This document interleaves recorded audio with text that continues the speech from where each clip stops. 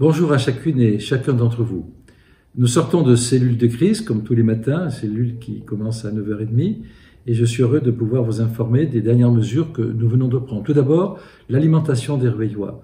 Et tout d'abord, les points de retrait que nous avons mis en place.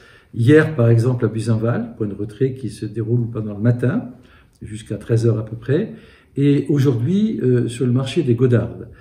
Ces points de retrait permettent que grâce à la plateforme J'aimerais, je participe, vous puissiez avoir accès au numéro de téléphone des commerçants qui font des livraisons, et ces commerçants mettent leurs produits sur ces drive-in ou sur ces points de retrait, comme vous voulez, de telle sorte que vous puissiez venir les chercher avec des agents municipaux qui sont là pour faire l'échange. Premier point.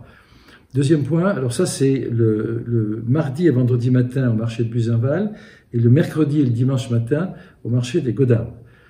Autre initiative qui est prise, je vous avais annoncé qu'on y travaillait, maintenant c'est réglé, c'est Rueil-sur-Seine, Rueil 2000, qui a besoin d'être alimenté mieux que ce n'est le cas aujourd'hui.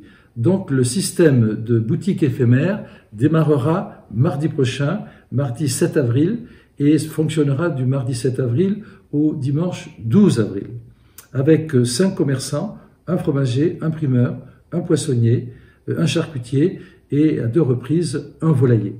Donc, cette mise à disposition de ces moyens d'agir sur le centre de loisirs Michel Ricard, c'est-à-dire c'est derrière des camions sur le centre de loisirs, facilitera l'accès à cette population qui est importante à l'alimentation. Si ça se passe bien, on recommencera la semaine d'après. C'est à vous de décider ce que vous voulez en faire. Ensuite, on a pris des mesures pour les personnes handicapées qui sont touchées par un handicap moral ou un handicap mental, un handicap moteur. Sur la plateforme, toujours pareil, j'aimerais, je participe. On peut avoir accès aux initiatives prises par la Maison de l'Autonomie qui va proposer dès aujourd'hui des activités de jeu, des activités d'ordre intellectuel pour ces personnes-là qui sont donc en situation de handicap. Enfin, il y a le problème de la désinfection des rues. Je suis saisi à plusieurs reprises de personnes qui s'interrogent sur la désinfection des rues.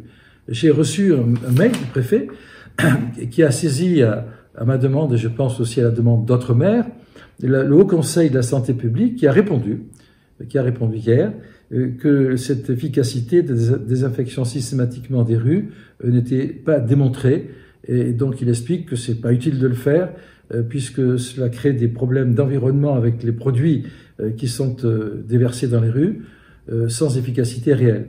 En revanche, en tant que maire de Rueil, j'ai décidé de maintenir la désinfection des abribus, qui se fait 3 fois par semaine, ainsi que des bancs. Parce que là, ce sont des équipements qui sont utilisés et qui peuvent éventuellement être infectés par le Covid-19. Donc ça a lieu à 3 reprises par semaine. Voilà ce que je voulais vous dire aujourd'hui. Nous avons enfin la lettre qui a été donnée hier au service de la ville, qui est destinée au plus grand nombre d'entre vous. La police municipale en donnera aux personnes qu'elle rencontre.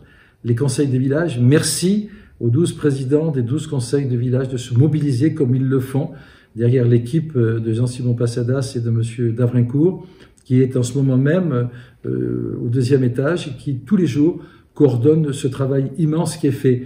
Parce qu'ils vont distribuer cette lettre dans la plupart des rues de Rueil, peut-être la totalité, je l'espère, de telle sorte que vous soyez informés de tout ce que je vous dis depuis plusieurs jours, dans une lettre qui récapitule la totalité des informations. Par exemple, sur le numéro de téléphone que l'on doit vous donner, de telle sorte que vous puissiez, c'est le 0800 092 500, faire en sorte de communiquer par ce numéro de téléphone le nom des personnes fragiles qui sont isolées, qui sont malades, qui sont handicapés, qui sont seuls, qui sont des personnes trop âgées pour pouvoir sortir. J'espère qu'avec cette lettre largement diffusée, toutes celles et tous ceux qui peuvent transmettre par le biais de ce numéro le nom et l'adresse de ces personnes fera quelque chose d'utile.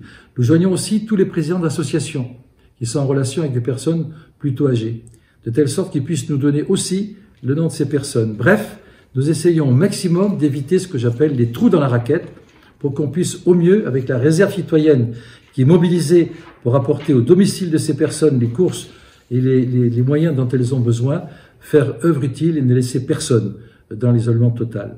Voilà, mes chers compatriotes, concitoyens, Ruilloises et Ruillois, ce que je voulais vous dire.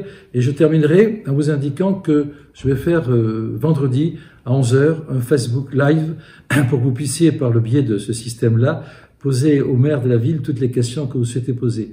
Nous faisons tout ce que nous pouvons pour vous informer et nous essayons d'être au mieux auprès de vous, mais surtout, protégez-vous, respectez le confinement et je pense qu'ainsi on pourra mieux lutter contre le Covid-19. Merci.